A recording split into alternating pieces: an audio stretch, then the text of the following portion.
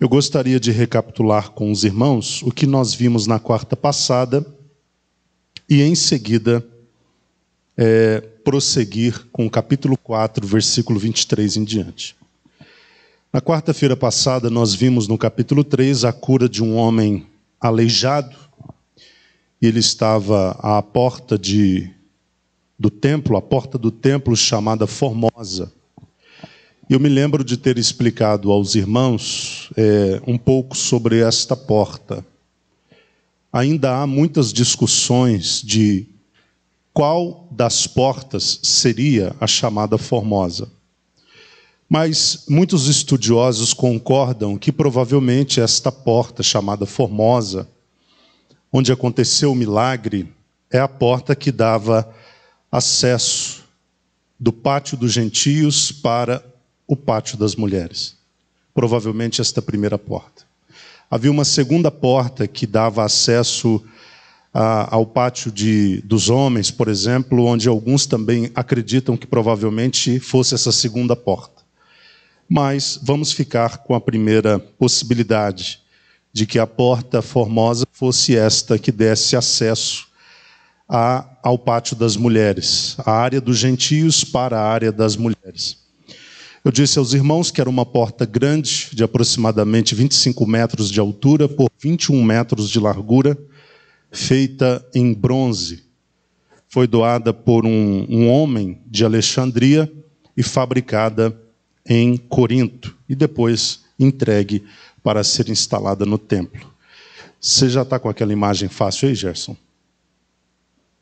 Daqui a pouco eu vou mostrar para os irmãos uma planta rápida do templo, para os irmãos localizarem o lugar que eu estou citando agora, a Porta Formosa e outros lugares do templo também, porque visualmente fica mais fácil da gente entender. O fato é que este homem estava ali chegando para pedir esmolas. Ele estava sendo levado para aquele lugar onde ele costumeiramente pedia esmolas, pedia donativos. E Pedro e João, chegando para a hora nona da oração, que era 3 horas da tarde, não é isso que está no versículo 1, no capítulo 3, na sua Bíblia? Chegando para este momento da oração, que era aproximadamente 3 horas da tarde, eles encontraram este homem que havia sido carregado até ali e ele estava pedindo esmolas. Ele pediu a Pedro e João que lhe ajudasse. Pedro e João disseram: olha para nós. Ele, obviamente, olhou com uma determinada atenção, esperando receber alguma coisa. E Pedro responde: olha, nós não temos o que você deseja, que é prata e ouro, mas o que nós temos, nós te damos. Em nome de Jesus Cristo, o Nazareno, levanta-te e anda. E a palavra de Deus diz que aquele homem, à medida que ele foi se levantando, com a ajuda de Pedro, os seus tornozelos foram se fortalecendo, suas juntas foram se fortalecendo, até ficarem firmes, e finalmente o homem se colocou de um salto em pé e começou a andar. Em seguida entrou no templo, glorificando e adorando a Deus, e o povo viu isso. O povo sabia quem era aquele homem, e todos ficaram atônitos com o acontecido. Ficaram perplexos e cheios de temor. Já está. Pode colocar, Pedro, por favor, antes da gente seguir em frente. Eu separei esta imagem para os irmãos terem uma ideia. Infelizmente, talvez a definição não esteja... Pode apagar, por favor. Não seja a melhor para os irmãos que estão aí, mas eu vou tentar explicar aqui rapidamente. Esta planta é a planta baixa do templo. Aqui nós temos o desenho do templo, e a Porta Formosa provavelmente era esta porta. Ok, queridos? A Porta Formosa provavelmente era esta porta. Aqui o átrio, ou melhor, o pátio dos gentios, onde os gentios tinham acesso, e aqui o pátio das mulheres, no número 7. Daí os irmãos talvez não estejam vendo. Aqui era a provável Porta Formosa. Como eu disse, outros acreditam que a Porta Formosa era esta segunda porta, mas a maioria concorda que era aqui. O pórtico de Salomão era esta região aqui, onde está o número 11. Daqui a pouco nós vamos falar do pórtico de Salomão, por isso eu estou citando já. Aqui era o pórtico de Salomão. E ali o templo de Salomão, propriamente dito. Então o milagre aconteceu aqui nesta entrada, onde havia esta porta grande de bronze e onde aquele aleijado deixou de ser aleijado e passou a andar. A partir do versículo 11, pode acender, por favor. A partir do versículo 11, nós temos Pedro aproveitando a oportunidade para pregar o evangelho. E ele faz todo um histórico, não é? No passado, fala de Abraão, fala de Isaac, fala de Jacó, e fala do próprio Jesus Cristo, e mostra como Deus o havia ressuscitado. No capítulo 4, do versículo 1 em diante, nós temos Pedro e João recebendo a resposta do acontecido, mas infelizmente uma resposta negativa por parte do Sinédrio. Quando eles ficaram sabendo do que Pedro e João estavam pregando sobre Cristo, o servo de Deus, sobre sua ressurreição e assim por diante, eles ficaram muito perturbados quando viram este ensinamento e trataram de prender a Pedro e João e lançá-los no cárcere. Como já era quase o final da tarde, lembrando que 3 horas Pedro e João sobem para a oração. Quando eles terminam a pregação e são interpelados pelo Sinédrio, isso já estava chegando próximo das 6 horas da tarde, provavelmente, quase o início da noite. Então, o Sinédrio trata de prendê-los e deixá-los a noite toda na prisão, para que no dia seguinte eles pudessem se reunir e decidir a respeito da causa daqueles 2 evangelistas. Eu disse aos irmãos na quarta passada que o que me impressiona é que o religioso, ele não sabe celebrar o que Deus está fazendo da forma como as coisas deveriam ser celebradas. Vejam que de um lado nós temos o povo perplexo com o agir de Deus e ao mesmo tempo feliz com este mover, mas por outro lado nós temos os líderes religiosos preocupados com que autorização, ou em nome de quem, ou da parte de quem aqueles homens fizeram o que fizeram. Vejam se isso é coisa de questionar. Não interessa, o que importa é que aquele homem que tinha mais de 40 anos, ele viveu uma vida toda deficiente, limitado, aleijado, mas agora fora alvo de um milagre de Deus. Isso deveria estar sendo celebrado e não questionado. Mas quando o homem parte para a religiosidade, esquecendo da essência da religião, então ele começa a ter esse tipo de comportamento. Então, eles foram questionados, e Pedro falou novamente da ressurreição.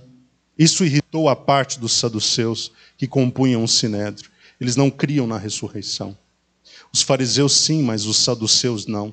Aquilo gerou um alvoroço, um tumulto muito grande, e, em síntese, eles foram aconselhados a não mais falar sobre este nome.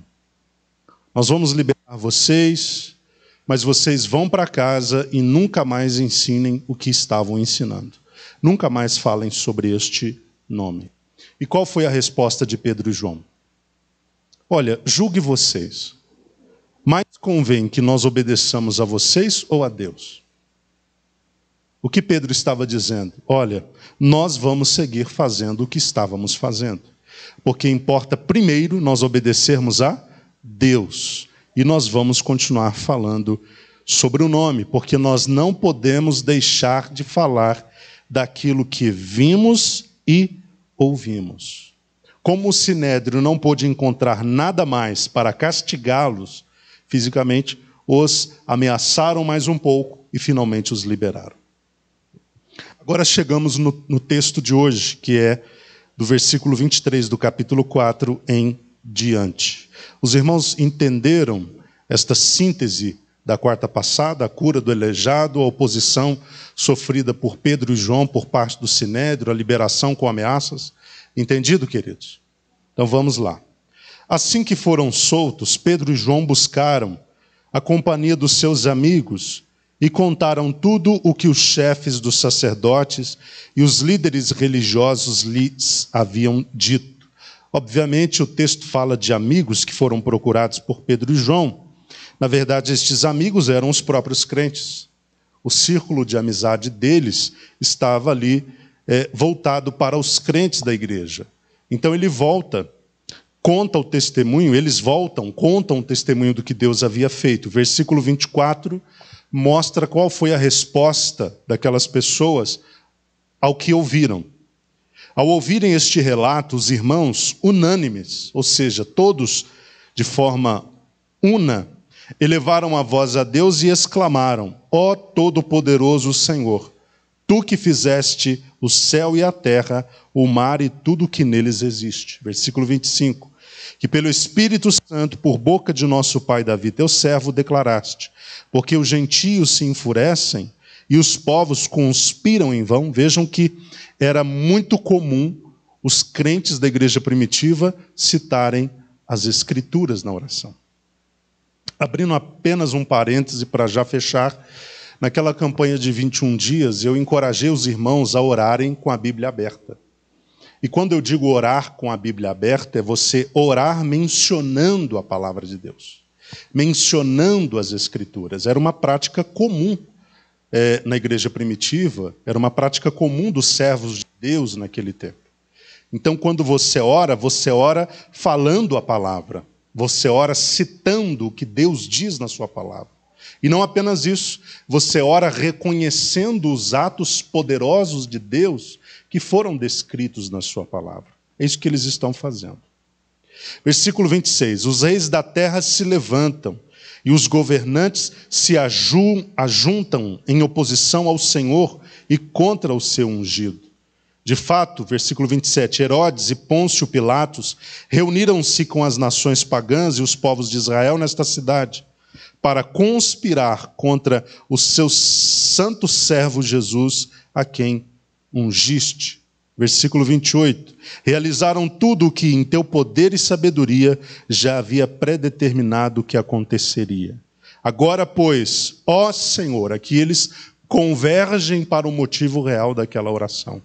Num primeiro momento, eles fazem, citando as Escrituras, um levantamento histórico do que Deus fez, parte do que Deus fez. Eles fazem o reconhecimento de que, naquele tempo em que eles estavam, houve uma conspiração dos governantes para prender Jesus e para se levantarem contra Jesus, o ungido. E agora eles convergem para o motivo central da oração.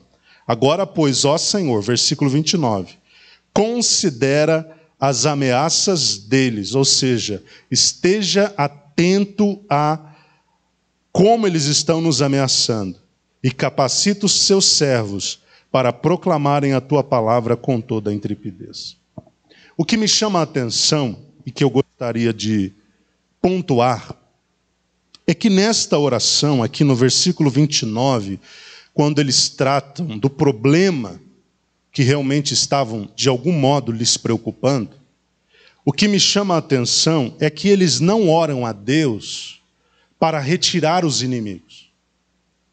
Eles não oram a Deus pedindo que Deus anulasse a oposição.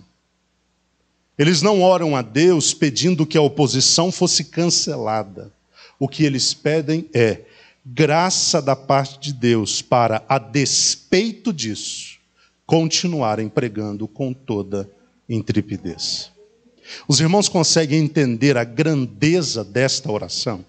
Eles não estão pedindo, Senhor, cancela o sofrimento que nós estamos sofrendo, que nós estamos atravessando por causa da tua palavra. Nós estamos pregando a tua palavra. Não deveríamos estar sofrendo. Não deveríamos estar sofrendo com oposições. Não é isso que eles estão dizendo. Eles estão dizendo, Senhor, fortaleça-nos, capacita-nos, para que, independente do que está acontecendo, das conspirações e das oposições, nós não venhamos a deixar de proclamar a tua palavra com toda a intrepidez. Como Deus não vai ouvir uma oração como esta? Eu chamaria de oração correta. Ousadia, com intrepidez, coragem. Como Deus não ouve e responde uma oração dessa? Eu já falei algumas vezes aos irmãos que a oração que Deus responde é aquela oração que está alinhada com a sua vontade. É a oração que está alinhada com seus propósitos. Um exemplo rápido do Antigo Testamento. Ana. Ana fez várias tentativas de engravidar. Ela conseguiu? Não. Foi a Siló, várias vezes, exerceu lá a sua parte religiosa, cumpriu com a sua parte religiosa, porque o seu marido também atuava nesta área, ele cuidava também dos aspectos religiosos. Ela se esforçou ao máximo, orou ao máximo, fez o que pôde ao máximo, mas não foi respondida. A minha pergunta é, quando Ana finalmente recebe o favor de Deus? Quando ela alinha a oração dela à vontade de Deus. É quando ela diz, Senhor, me dá um filho que eu te devolverei. Quando ela diz, Senhor, me dá um filho que eu te devolverei para ser instrumento teu nesse tempo de perdição, para ser instrumento teu, onde até mesmo as lideranças religiosas estão perdidas. Quando ela diz isso, ela consegue encontrar um alinhamento com a vontade de Deus e com o seu propósito. O que Deus faz? O que Deus faz? Ana volta para casa, de novo tem relações com seu marido e engravida do seu primeiro filho, a quem deu o nome de Samuel. Vocês estão me entendendo que a oração ela é respondida quando ela encontra um alinhamento com a vontade de Deus? A vontade de Deus para os crentes da igreja primitiva não é a de que eles pedissem o cessar das oposições, mas que eles pedissem graça para suportá-las e seguirem pregando o evangelho. E foi isso que eles fizeram. Eles conseguiram achar um alinhamento com a vontade de Deus e por esta razão, quando eles oraram a oração certa, Deus responde. E acontece um fenômeno impressionante ali no lugar onde eles estavam. Não é isso que o texto diz?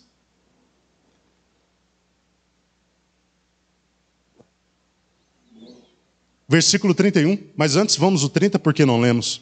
Estende a tua mão, porque eles prosseguem orando, para curar e realizar sinais e maravilhas por meio do nome do teu santo servo Jesus. Vejam. Dá-nos capacidade para seguir em frente pregando com ousadia a despeito das perseguições. Estende as tuas mãos e nos dá poder para realizar coisas impressionantes. Agora, versículo 31. A oração encontrou um alinhamento com o propósito de Deus. Vejam a resposta física disso. Como houve uma resposta até mesmo física, uma reação física a esta oração. E assim que terminaram de orar, tremeu o lugar onde estavam reunidos. Todos ficaram plenos do Espírito Santo e com toda a coragem saíram anunciando a palavra de Deus. Eles receberam essa presença extraordinária do Espírito Santo, assinando embaixo daquela oração. Eles receberam a presença do Espírito que até mesmo estremeceu o lugar onde estavam, como resposta a uma oração que finalmente se alinhou com a vontade de Deus. Então a nossa oração precisa se alinhar com a vontade e os propósitos de Deus, para que ela seja respondida. Talvez você esteja dizendo, há na minha vida diversas orações que Deus não responde. Eu já te digo de imediato, provavelmente essas orações encontraram um alinhamento com o propósito de Deus. É por essa razão que quando você ora, você precisa pedir ao Espírito Santo, Espírito Santo, alinhe a minha oração à vontade de Deus. Talvez eu não tenha recebido porque eu esteja pedindo mal. E o que é pedir mal? É pedir de forma desalinhada com a vontade de Deus. Porque quando sua oração, repito, pela quarta, quinta, sexta vez, quando a sua oração encontra um alinhamento com a vontade de Deus, esta é a oração que Deus vai responder imediatamente para a sua glória. Procure orar dentro dos propósitos de Deus para a sua vida. Procure no Espírito Santo e em Deus a direção na oração, para que você faça a oração certa. Talvez não esteja sendo respondido porque a oração não está certa. Tá? Ore corretamente. Alinhe a sua oração, a sua vontade, à vontade de Deus, e Deus dará a resposta. Versículo 32. E da multidão dos que creram, 32. E da multidão dos que creram, um só era o sentimento e a maneira de pensar. Ninguém considerava exclusivamente seus os bens que possuía, mas todos compartilhavam tudo entre si. Eu falei aqui algumas quartas-feiras atrás sobre a unidade na igreja. O Espírito Santo é o Espírito que unifica a igreja. Por que apesar de diferentes, nós estamos congregados em unidade? Porque há um fator chamado Espírito Santo. É o Espírito Santo que cancela os desdobramentos naturais da diferença para promover dentro da diferença uma unidade. É o Espírito Santo quem faz isso. Ele estabelece vínculos, proximidade, interação, unidade entre os membros que, apesar de diferentes, foram congregados por ele num corpo só. Vejam que esta igreja ela estava com este sentimento de unanimidade, de unidade. Tudo entre eles era comum. O que eles faziam era juntos e tudo era comum. Não havia um que tinha muito, outro que tinha pouco. Não havia um que tinha muita comida para comer em casa e outro passando fome. Porque tudo entre eles era comum. Os que mais tinham poder aquisitivo ajudavam os que menos tinham poder aquisitivo. Versículo 33 prossegue dentro do assunto. Com grande poder os apóstolos continuavam a pregar, testemunhando da ressurreição do Senhor, e maravilhosa graça estava sobre todos eles. Versículo 34. Não havia uma só pessoa necessitada entre eles, pois os que possuíam terras ou casas as vendiam, trazendo o dinheiro da venda. Eles traziam o dinheiro da venda para quê? Para que o dinheiro assistisse à necessidade dos irmãos necessitados. Vejam o que o Espírito Santo faz no meio de uma igreja que se permite ser conduzida por ele. Se você vê uma igreja onde os crentes são muito individualistas e cada qual pensando só em si, no seu bem, está faltando alguma coisa. Porque onde o crente está, e ali ele dá ao Espírito Santo a liberdade que o Espírito precisa para agir dentro dele, a generosidade é algo natural. O crente que tem o Espírito Santo, ele não pensa só em si. Ele pensa também na necessidade dos outros. E é tão bom quando a igreja entende isso.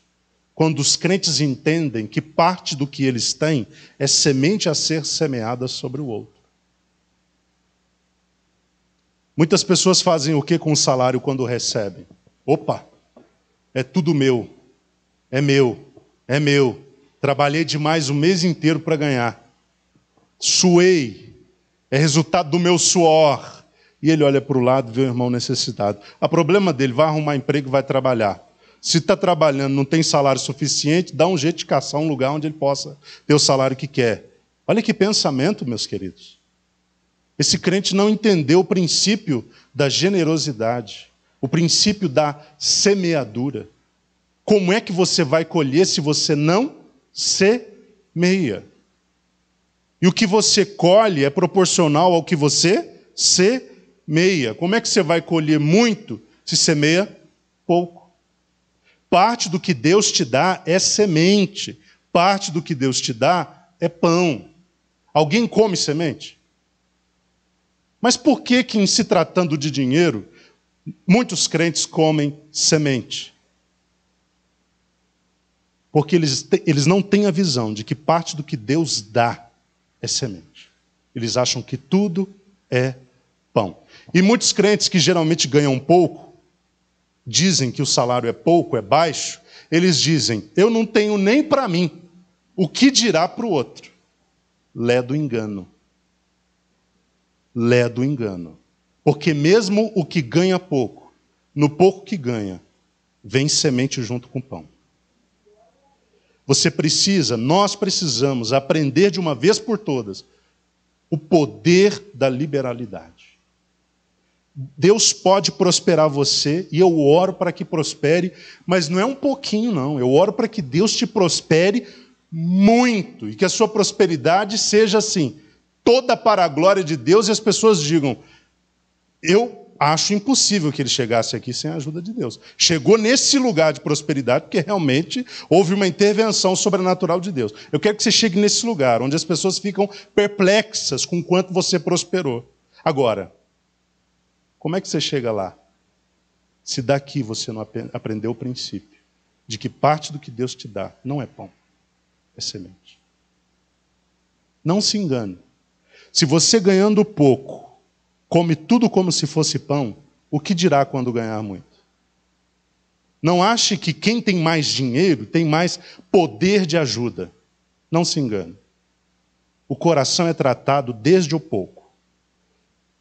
Deus conhece o indivíduo é quando ele não tem nada.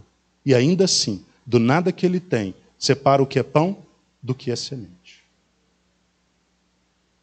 Imagine se na casa de Deus os crentes fossem liberais, como eram estes da igreja primitiva. Eu recebi meu salário. Senhor, quanto dele é semente? Quanto dele é semente? Quem eu posso assistir? Quem eu posso ajudar? Na vida de quem eu posso ofertar? Quem eu posso abençoar? Porque toda a riqueza que Deus pode te dar só fará sentido se a generosidade estiver junto. Você acha que Deus prospera o homem para que ele só prospere? Deus prospera o homem para que dele outros prosperem. Esse é o princípio.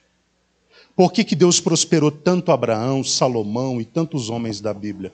Porque eles entenderam o princípio de que prosperando eles, prosperam tantos outros na vida de quem eles estariam semeando.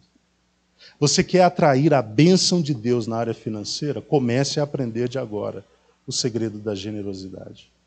Porque Deus vai dar, à medida que você semeia, mais sementes. E se você semeia muito, Deus tem que te dar, tem assim, me entendam, queridos, eu não quero parecer estar determinando, não tem nada a ver com isso. Eu estou querendo dizer que é uma lei que Deus mesmo estabeleceu. Que se você está liberando sementes, sementes têm que vir para que você continue fazendo o quê? Semeando. E se você está semeando muito, tem que entrar muita semente. Vocês estão me entendendo, irmãos? É isso que eu estou ensinando aos irmãos. Se você for no mundo, isso aí é ridículo. Se você perguntar para um ímpio, ele vai falar, você é bobo então. Você está pegando parte que você ganha para dar para os outros? Que os outros trabalhem, que os outros se virem. Você não está se virando nos 30 para ter o que é seu? Esse é o raciocínio do mundo. Mas não é um raciocínio bíblico. Dai e ser-vos-á dado. Vocês estão entendendo o princípio? Não é ser-vos-á dado, depois vocês dão. É dai e ser-vos-á dado. Agora, outro detalhe. Dando, deixa a semente morrer. Porque não adianta você ficar revivendo o que você fez pelo outro. Irmão, Gerson, te ajudei. Não sei se você está lembrado. Lembra daquela parcela da faculdade? Paguei. Tá? Depois você me paga. Você não deixou o trigo morrer. A semente não morreu. A semente para dar fruto tem que morrer. Você ajudou, irmão? Esquece, virou a página. Ajudei, virei a página, segui em frente ajudando outras pessoas. Ou até mesmo a mesma pessoa. Mas eu não vou ficar revivendo aquilo, porque semente que eu planto na terra, ela tem que morrer, porque do contrário não gera nada. Você abençoa a vida de alguém dentro de uma diretriz de Deus, esqueça o que você fez. Não fique revivendo, remencionando, e até cobrando, e até esperando um retorno dessa pessoa. Se você fez, libere essa semente, deixe morrer, para que gere todos os frutos que ela pode gerar na sua vida. Porque Deus, irmãos, Ele está atento a cada semente que você lança nas pessoas. Você quer conquistar Deus? Semeie em pessoas. Estou dando um segredo aqui, sem cobrar nada. Quer a bênção de Deus? Semeie nas pessoas. Ajude as pessoas. Pense nas pessoas. Porque Deus está vendo isso. E Ele vai retribuir, mas não é de qualquer maneira. É boa medida, recalcada, sacudida, transbordante. Se tem uma coisa que Deus nunca vai fazer, é perder para você na arte de dar.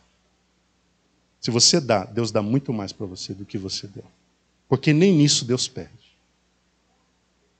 Nós precisamos reativar, irmãos, esse princípio na nossa vida. Estou aproveitando o ensejo aqui da igreja primitiva, que tinha tudo em comum, para tentar expulsar todo o espírito de avareza do nosso meio. O que é o espírito de avareza? É aquele que te faz ficar apegado àquilo que você tem.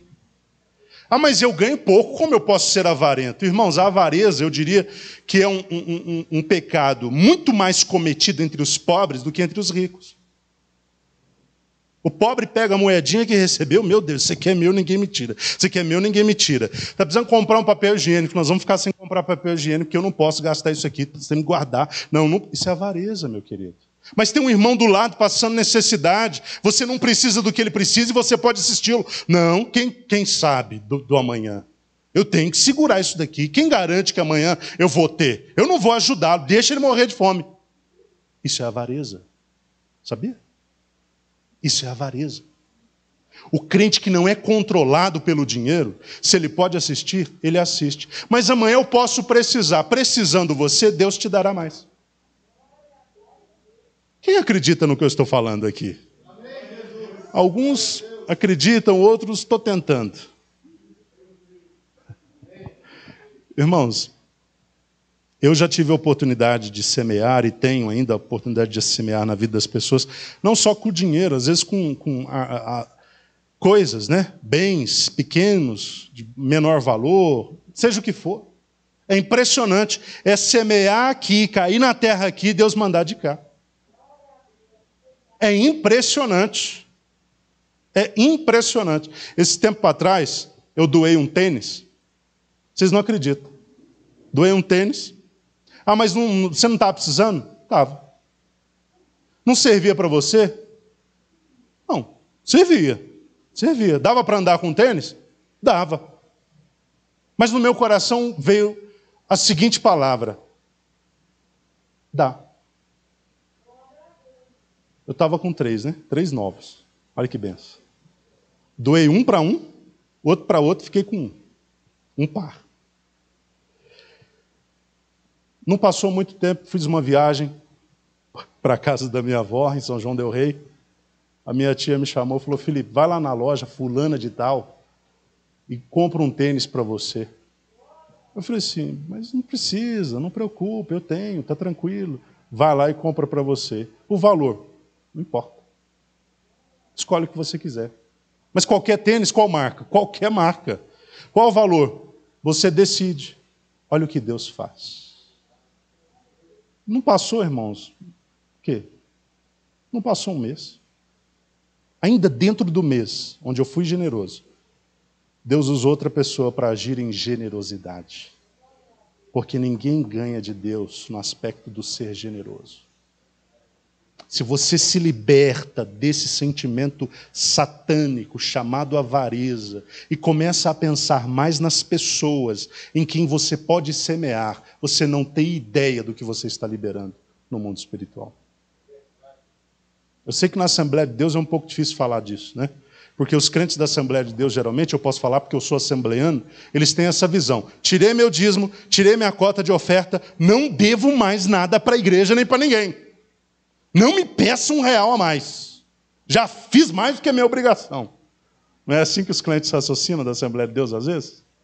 Não é? Já dei meu dízimo. Tem gente que faz assim, né? Recebe o salário, dízimo, cota de oferta no mês, acabou. Não me peça dinheiro. Não vou assistir ninguém. Se a igreja quiser assistir alguém, que tire do que tem, que dê. Eu não vou ajudar mais ninguém, já fechei os olhos para a necessidade dos outros, porque eu já fiz a minha parte. Já cumpri meu compromisso. Que visão pequena. É visão de quem nunca vai prosperar em nada do que fizer. Deus não pode confiar nada para esse avarento. Nada, é avarento. Vai ficar com pouco o resto da vida. Porque não entendeu o poder do ser generoso. A partir do próximo salário, eu desafio você a pedir a Deus uma direção sobre o quanto do que você recebeu vai ser semente para alguém. Deus vai te mostrar alguém. Deus vai te mostrar uma necessidade. E Deus vai testar a sua fé Talvez vai ser o dinheiro de um boleto. Meu Deus, o boleto, Senhor, mas logo o dinheiro do boleto. Você tem fé para corresponder aos impulsos do Espírito Santo, sim ou não? Você não vive extraordinário sendo natural. Tá? Você nunca vai viver o extraordinário sempre ali na sua zona de conforto, porque tem muita gente que gosta do lugar confortável. Eu sei que isso é do ser humano. O ser humano gosta de ficar em lugares cômodos e confortáveis. Pode até ficar. O problema é que não vai viver o sobrenatural nessa condição. Não vai viver intervenções sobrenaturais de Deus e provisões sobrenaturais de Deus se não der um passo para fora desse lugar. Você vai viver o extraordinário sendo extraordinário, estando acima do natural, correspondendo às coisas que o Espírito Santo te pede, mesmo que isso pareça um tanto quanto absurdo. Mas você começa a viver o que nunca viveu. Pode falar, Jéssica. Pastor, lá no Velho Testamento, quando Deus vai abençoar Abraão, ele fala para ele ser uma bênção, né? Então, o segredo está bem aí. Quando Deus quer abençoar alguém, o objetivo é esse, é para que ele seja bênção para os outros também. Quer ser uma bênção? Seja bênção você. Seja bênção na vida de alguém. Quem que você já ajudou na sua vida? Creio que todos nós já ajudamos. Ainda ajudamos. Mas eu pergunto, será que não poderia fazer mais do que está fazendo? Eles vendiam suas propriedades e traziam para os apóstolos fazer a administração para assistir as pessoas. Você pode pedir dinheiro para Deus. Você pode. Antigamente encarava como pecado, né? Eu não posso pedir prosperidade para Deus. Prosperidade no sentido financeiro, porque a prosperidade é algo muito maior do que o financeiro. Mas eu estou aqui aplicando a isso, a princípio. Você pode pedir a Deus, Senhor, me prospera. Eu quero ser um empresário. Mas não é um empresário qualquer, é um empresário milionário. Aí Deus vai te perguntar, mas para quê? Porque para você alcançar o favor de Deus, você precisa fazer com que a sua oração se alinhe com o seu propósito. E qual é o grande propósito de Deus? Assistir quem? As pessoas. Você quer dinheiro para parecer melhor? Você quer dinheiro para ficar ostentando na vizinhança, que sempre diz que você não seria ninguém? Ou você quer dinheiro para ser alguém que é bênção na vida dos outros? Eu não estou falando que o que Deus te der não pode ser para seu usufruto também. Não, claro que é. Você pode ser prosperado por Deus e usar muito do que você recebeu para a sua família, para a sua vida, e Deus quer que seja desse jeito. O que Deus não quer é que tudo se restrinja a isso. Não é só você que pode e deve ser abençoado. Deus vai abençoar você para abençoar o seu entorno. Deus pode confiar essa bênção para você? 2 améns e meio. Pode falar, irmã Cláudia.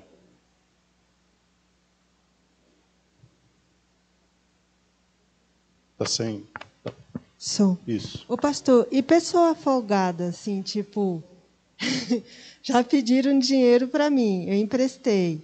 Aí a pessoa fala que não, a pessoa não me pagou. E pedir de novo, como foi o caso, que veio me pedir.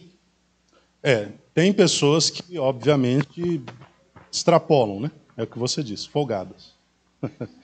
É diferente de uma pessoa que você assiste e você vê que ela precisa e ela está tentando mudar a situação em que ela está para deixar de ser ajudada para ajudar. Vocês estão entendendo? Dá para a gente verificar quem pode e merece realmente ser ajudado por um período maior e quem vai receber uma ajuda e talvez, pela forma como ela age e reage, você vai ver que ela está se aproveitando. Ela é um preguiçoso, na verdade, uma preguiçosa. Aí é complicado.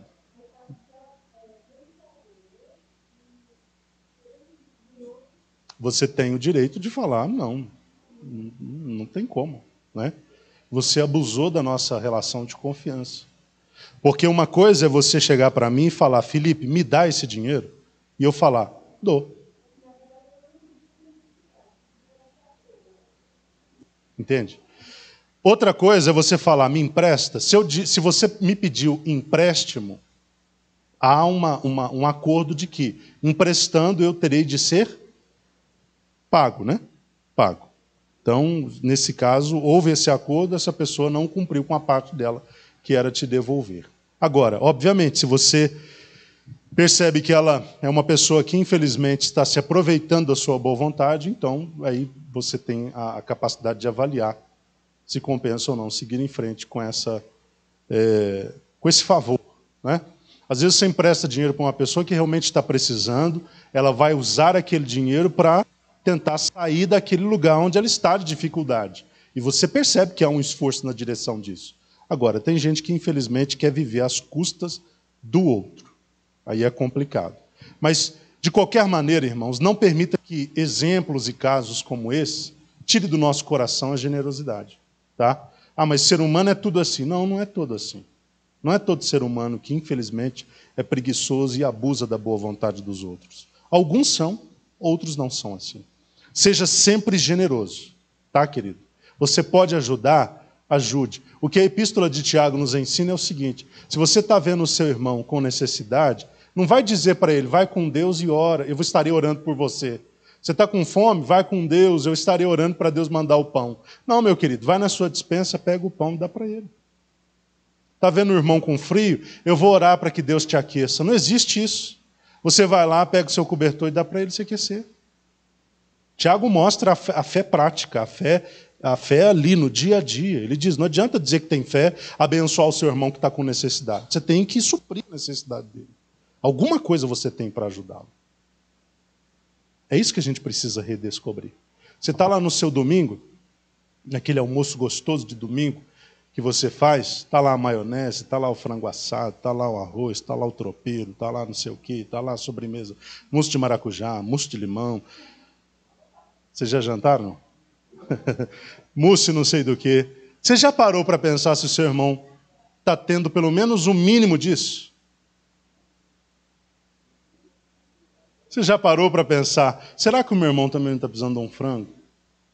Porque frango hoje talvez seja a carne mais acessível, né? Você já pensou em falar assim, em agir dessa forma? Olha, eu vou pegar um frango para mim, mas eu vou abençoar alguém com um também. Você já agiu dessa forma? Você já esteve no supermercado, enchendo o seu carrinho de compra, enchendo até na tampa, pegando mais uns 2, e já parou para pensar que talvez pelo menos uma parte daquele carrinho poderia ser para abençoar alguém? Não, nunca pensei, não penso e não vou pensar. Avareza. Seu coração está preso, onde não deveria estar preso. Faz esse exercício, querido, eu estou te desafiando. Eu me lembro muito bem, eu tenho esses exemplos desde que eu sou pequeno. Meu pai e minha mãe, eles sempre fizeram o que puderam para ajudar as pessoas. Os pastores que nos presidiram, alguns deles, enquanto meu pai estava trabalhando, tinha sua renda, ele ia no supermercado fazer a compra do mês para casa, ele fazia uma outra compra, uma segunda compra para dar para o pastor. O pastor pediu? Não. Mas era a generosidade do coração dele. Quando você estiver fazendo algo como isso, eu te desafio a ir desapegando da avareza e comece a pedir o direcionamento de Deus. Senhor, quem eu posso favorecer? Eu estou comendo esse frango maravilhoso. Olha que frango assado delicioso. Mas quem que eu poderia abençoar com um frango igual a esse? Eu estou comendo esse biscoito creme cracker, delicioso com manteiga. Mas será que eu poderia abençoar alguém? Eu estou pegando esse dinheiro, Senhor, para comer esse hambúrguer aqui no McDonald's, pagando um absurdo pelo Big Mac. Mas será que eu poderia, ao invés de fazer isso, pegar esse dinheiro e dar para o irmão para ele fazer o que ele precisar fazer na vida dele? O Espírito Santo é quem faz esse tipo de coisa no coração do crente. Ninguém, senão o Espírito Santo, pode te dar um coração como esse. Vocês estão entendendo? Ninguém, senão o Espírito Santo. Os crentes eram assim. Eles tinham fazenda, propriedades, terrenos, os crentes da igreja primitiva. Eles não se importavam. O que o Espírito Santo colocou no coração deles, a generosidade que o Espírito colocou no coração deles, foi algo tão extraordinário que eles não pensavam 2 vezes. Vamos vender, gente. Vamos levar o dinheiro para os apóstolos. Eles fazem a administração para ajudar as pessoas. Era esse coração que eles tinham. Então nós precisamos, eu vou encerrar esse assunto aqui da generosidade, mas eu só aproveitei o ensejo para ensinar esse princípio rápido. É algo que, claro, a gente poderia falar muito mais sobre isso, mas é um princípio rápido, uma chave rápida para você entender o caminho para Deus te prosperar cada vez mais. Pense nas pessoas. Olhe para o lado. Deus está prosperando, olhe para o lado. Tem mais gente que tem que prosperar com você. Tá? Pode orar por prosperidade, pode orar por riqueza. Eu falei aqui alguns minutos atrás, não concluí, no passado era pecado orar para Deus te dar recurso financeiro, né? Porque as pessoas entendiam que o mal era o dinheiro. O mal não é o dinheiro, o mal é o amor ao dinheiro. Os irmãos conseguem compreender isso? O dinheiro na mão de quem não ama o dinheiro é uma bênção, porque ele serve para abençoar as pessoas. O problema é o dinheiro na mão de quem ama o dinheiro. É aquele avarento que acha que tudo é pão. Aí o dinheiro é um mal na vida dele, é uma desgraça, é uma maldição. Agora, o crente que prospera e entende que uma parte do que ele vai receber de Deus, da prosperidade, é dele, outra parte é semente, irmãos, o dinheiro na vida desse crente vai ser só bênção. Salomão foi o homem mais rico da terra. Talvez até hoje não tenha ninguém que tenha batido a riqueza de Salomão. Acredita-se, estima-se, que a riqueza de Salomão passava dos 3 trilhões de dólares. Era rico, mas era servo de Deus. Vocês estão me entendendo? O problema não é o dinheiro, é como você administra isso. Se isso domina você, é maldição. Mas se é seu funcionário, se o dinheiro é seu funcionário e você manda nele, então acabou. É bênção para a sua vida. Você usa ele como semente, você usa ele como pão. Então você pode buscar de Deus uma prosperidade, você pode pedir a Deus. Se você não tem o seu negócio, você pode pedir a Deus para te dar um empreendimento, algo para empreender, ou não pode? Se você tem no seu coração o sentimento de que Deus pode te usar na área do empreendedorismo, você pode pedir a Deus que te dê esse ramo para empreender. Nós temos irmãos aqui que são empreendedores já. Você pode pedir a Deus que coloque em escala exponencial o seu negócio. Você pode pedir. Senhor, hoje eu sou isso do bairro. Eu quero ser isso de Belo Horizonte. Isso de Minas. Isso do Brasil. Isso do mundo. Você pode pedir isso, sim ou não? De forma escalada? Claro que pode. Vai depender da sua fé, mas você pode. Você pode pedir. E Deus pode responder? Claro. Mas o que Deus está vendo são as pessoas que Ele pode abençoar através da sua bênção. Mas você pode pedir. Peça a Deus. Você quer prosperar na empresa onde você trabalha? Senhor, eu sou uma bênção nessa qualidade de função, mas eu quero ser uma bênção como presidente dessa empresa. Você pode pedir. Não, eu quero ser uma bênção, não é apenas como o presidente o diretor dessa empresa, não. Eu quero ser uma bênção como o presidente do grupo inteiro. Pode pedir, mas não se esqueça. Se Deus der, vai ser para abençoar através de você a vida de outras pessoas. Não chegue lá e se esqueça do que eu estou falando. Chegue na prosperidade e se lembre, você está prosperando para que outros também prosperem. Versículo 33. Com grande poder os apóstolos, já lemos, né? O último foi o 34. 35. E o depositavam aos pés dos apóstolos. O que era depositado aos pés dos apóstolos? O dinheiro da venda, né? Do que era vendido. Que por sua vez o repartiam conforme a necessidade de cada um. Então os apóstolos faziam a administração dos recursos para que os recursos chegassem a todos. Agora nós vamos entrar num assunto aqui importante. Nós estamos falando de avareza, né? Vejam. Então José, um levita natural de Chipre, a quem os apóstolos deram o sobrenome de Barnabé, que significa filho de consolação ou da consolação, sendo proprietário de um campo, vendendo-o, trouxe o dinheiro da venda e o colocou junto aos pés dos apóstolos. Esse caso não é citado sem propósito. É porque um exemplo de avareza vem a seguir. Então, para servir de contraste, primeiro é citado o caso desse José, que recebeu o sobrenome de Barnabé, que significa filho da consolação. Primeiro é citado o caso dele. Um homem generoso, que pensando no bem dos outros, fez o quê? Vendeu um campo e trouxe o dinheiro e depositou aos pés dos apóstolos. Todo o dinheiro ele pegou e pôs aos pés dos apóstolos. Ok, essa é a primeira cena nós temos desenhada. Agora vamos para a segunda, capítulo 5.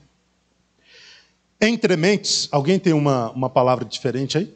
Contudo, entretanto. Entretanto. Essa palavra é usada para mostrar uma contraposição.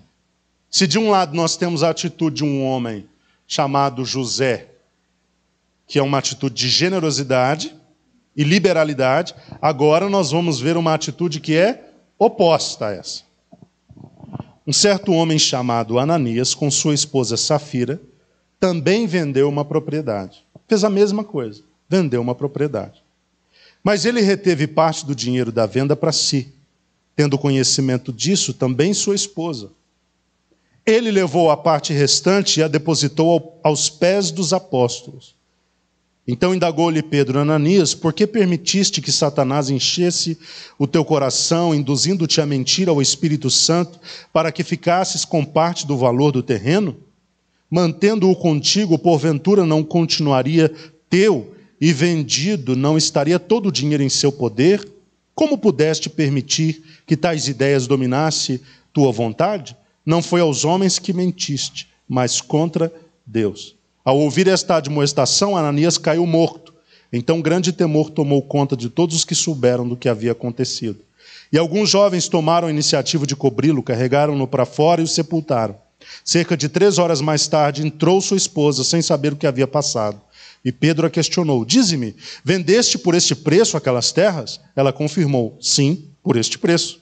Então Pedro a repreendeu: por que vós entrastes em acordo para tentar o Espírito do Senhor? Eis que aqui estão à porta os pés dos que sepultaram o teu marido, e eles a levarão também. Naquele mesmo instante ela caiu morta aos pés de Pedro. Então aqueles jovens entraram e, encontrando-a morta, levaram-na e a sepultaram ao lado de seu marido. E grande temor se apoderou de toda a igreja e todos os que ouviram falar sobre esses acontecimentos. Eu li a história toda para agora pontuar.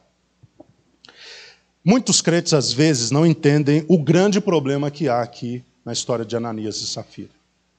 A princípio, quando lemos o texto, dá a entender de que era obrigatório que a venda, o dinheiro da venda, fosse todo colocado aos pés dos apóstolos. Uma leitura rápida dá a entender isso a princípio. Mas se nós avaliarmos o texto com cuidado, nós veremos que o problema não é este. O que aconteceu? Vamos ilustrar. Ananias e Safira conversam sobre vender uma propriedade e pegar o valor dessa propriedade e dar aos apóstolos para que fizessem o que faziam com o dinheiro das propriedades dos outros. E eles combinaram de pegar esse valor e repassar aos apóstolos. Tudo bem até aí? Tudo bem. Chegaram na ocasião, já com o dinheiro no bolso, Ananias chegou diante dos apóstolos e disse: olha, está aqui o dinheiro, está aqui o donativo, está aqui a ajuda. Nós vendemos uma propriedade e está aqui o dinheiro. Até aí tudo bem? Tudo bem. Só que Pedro e os apóstolos provavelmente perguntaram: Ananias, este é o valor total correspondente ao valor total da venda? Quer dizer, o valor total da venda é este que você está doando? E Ananias responde o quê? Sim. Só que a verdade era que aquele valor dado não correspondia ao total do valor da venda. Ananias era obrigado a pegar o valor todo e depositar aos pés dos apóstolos? Não. Ele era obrigado a ter vendido uma propriedade para doar o dinheiro? Também não. Onde está o pecado de Ananias? Na mentira. É quando questionado: você trouxe todo o valor alcançado com a venda da sua propriedade? E ele ter dito sim. Ele poderia ter dito tranquilamente: não, Pedro, eu estou aqui com tantos por cento do valor que eu de venda.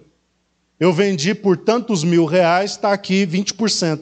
O restante, nós ficamos com o valor para fazer outras coisas. Mas está aqui 20% para ajudar os irmãos.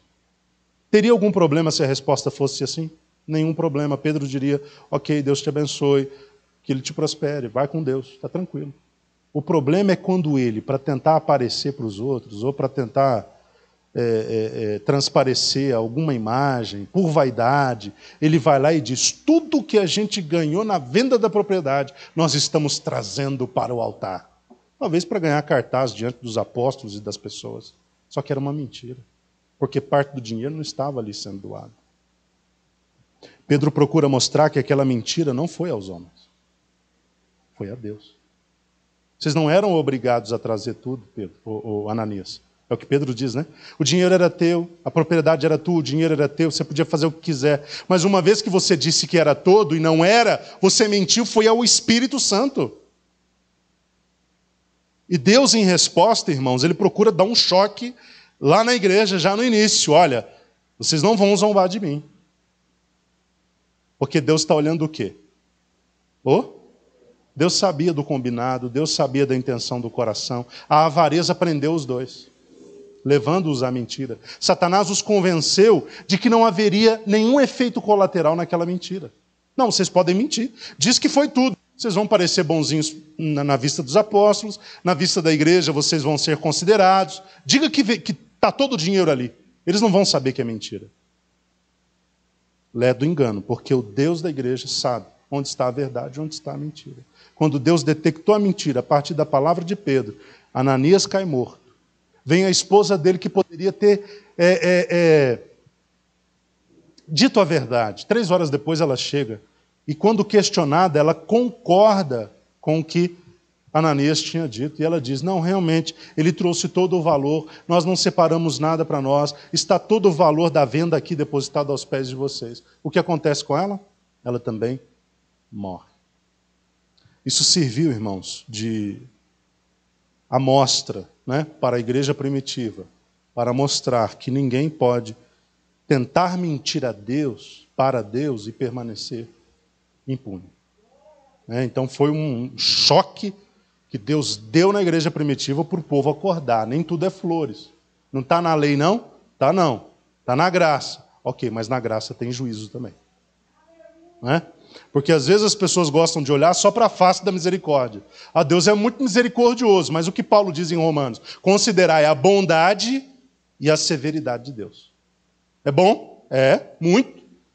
Deus é o ser mais bondoso que existe. Ele não tem bondade, ele é a bondade. Agora, por outro lado, Deus tem a face da severidade.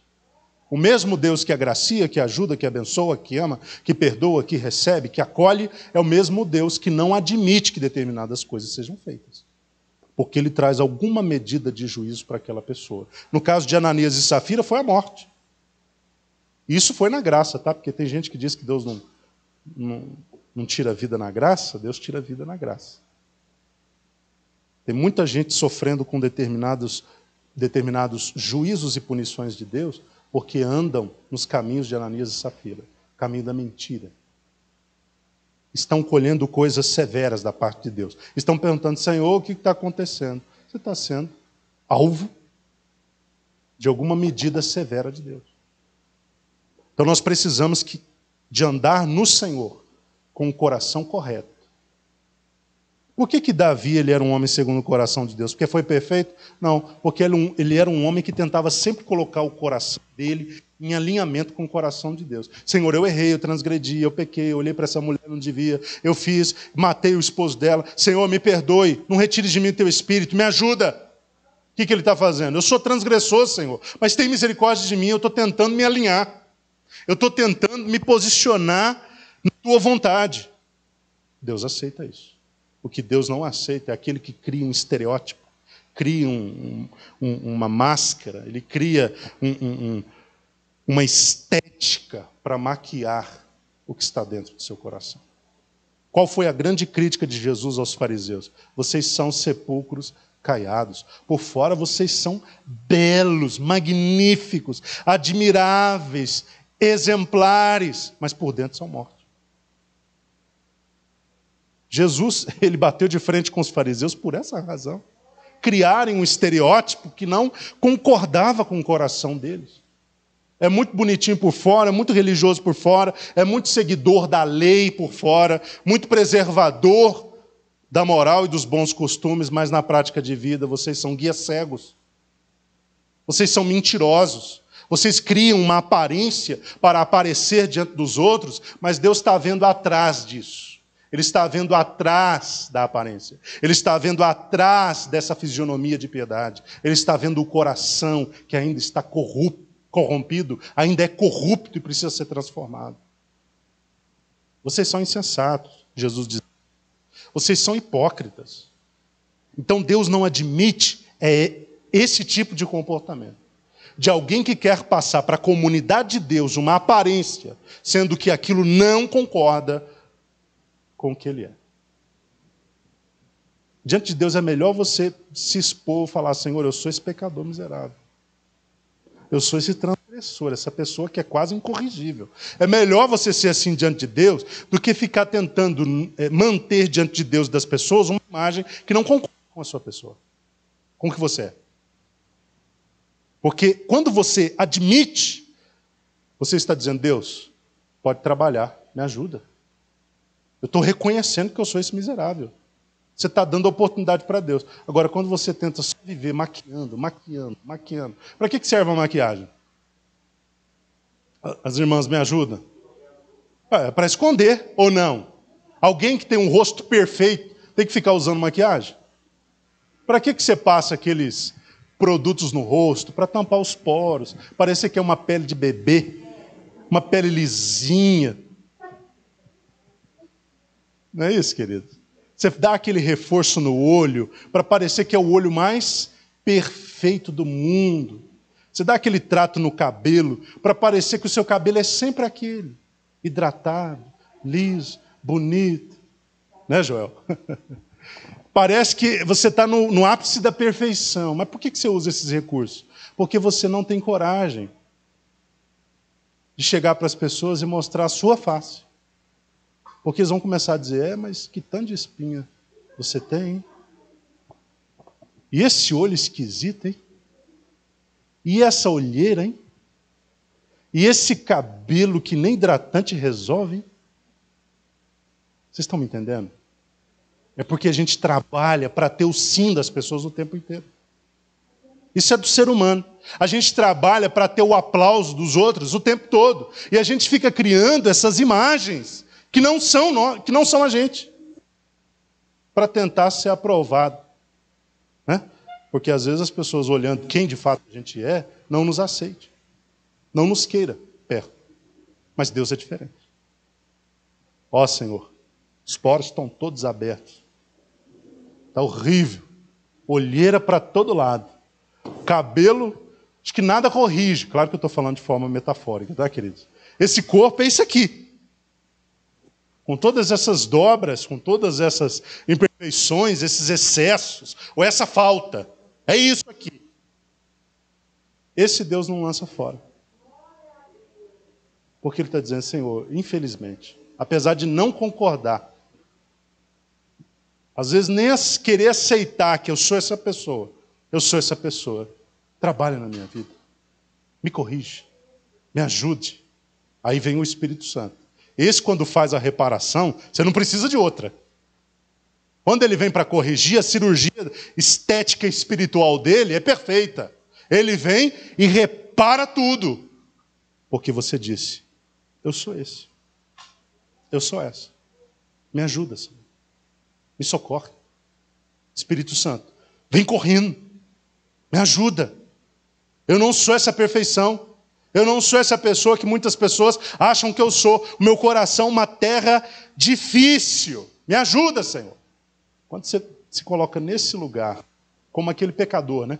O publicano estava do lado: Senhor, eu te agradeço porque eu faço, eu opero, eu dou dízimos, eu dou ofertas. Estou trazendo para o nosso contexto. Eu ajudo o pobre, a viúva, o estrangeiro. Eu sou hospitaleiro. Eu sou tudo que um ser humano poderia ser. O pecador do lado está dizendo: Senhor, diferente dele, eu sou um pecador. Nem olhou para o céu para falar isso. O publicano está olhando para Deus, tentando olhar para Deus, né? E orando para aparecer às custas do coitado que está do lado. Mas o do lado está dizendo: Senhor, eu, diferente dele, eu sou esse pobre, olhando para baixo, eu sou miserável, eu sou pecador. Quem alcançou a misericórdia de Deus? Pecador. pecado de Ananias e Safira é não reconhecer, não falar a verdade. É se apegar à mentira. Talvez pela vaidade do coração em querer parecer que era o que não era. Queria se mostrar, o coração foi avarento, Satanás os persuadiu a isso. Eles se permitiram ser enredados, né, pela rede da avareza e da mentira. E infelizmente sofreram. Tem muitos crentes na casa de Deus sofrendo porque foram enredados por determinadas situações que Satanás os persuadiu a cair nessas situações. Talvez se eles tivessem tratado com verdade desde o princípio, não estariam enredados do jeito que estão. Diante de Deus, irmãos, o que cura, o que sara, o que restaura é a verdade. Quem está entendendo o que eu estou falando? Diante de Deus, o que muda qualquer coisa é a verdade. Chega para Deus com verdade. Chega na casa de Deus com verdade. Porque é a verdade que cria o ambiente para a libertação. É a verdade que cria o ambiente para a restauração. É a verdade que cria o ambiente para uma tratativa mais especial da parte de Deus. Deus abençoe os irmãos. Eu não sei por que razão fui para esse lado mais devocional agora, principalmente na última parte da reflexão, mas Deus sabe. Então, vamos nos achegar a Deus com um coração verdadeiro, sincero, íntegro. Não permita que Satanás te incentive a criar uma estética espiritual que não condiz com quem você é, porque isso pode te arruinar. Por dentro você está todo destruído e não reconhece isso, porque você fica construindo uma imagem para você acreditar nela e para as pessoas acreditarem. Não faça isso. Reconheça quem você é, mas com o coração aberto para ser transformado. Você vai ver como Deus vai fazer tudo que é necessário para te restaurar, para te libertar, para te levantar e para te colocar num outro lugar. Tá? Faça isso. O nosso Deus é um Deus de amor e de misericórdia. Tá? Com aqueles que se humilham e que se colocam debaixo da sua graça e misericórdia. Mas Ele é severo com quem tenta mentir para Ele. Deus abençoe os irmãos. Semana que vem nós vamos prosseguir em nome de Jesus Cristo. Queridos,